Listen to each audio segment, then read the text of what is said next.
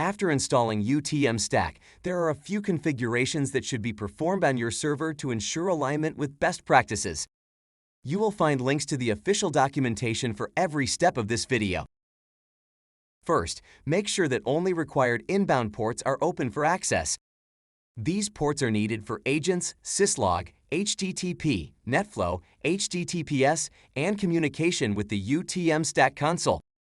This is essential to reduce the digital attack surface on the system.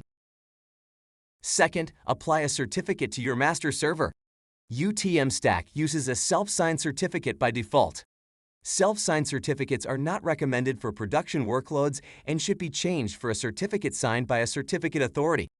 To do this, just copy the new certificate to the UTMStack certificates directory. Again, you might find step-by-step instructions in our documentation. Third, review your data retention settings. The delete days input determines how much time the data will remain living in the system before being removed or archived. If the active snapshot option is enabled, UTMStack will automatically save backups of the data into a backup system path where you can mount network or storage devices for archiving purposes.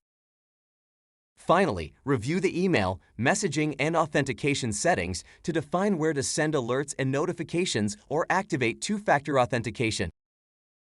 There are many other settings for branding, dashboards, reports, and menus that can be fine-tuned for your convenience. To learn more, you can visit our documentation site. Thank you for watching.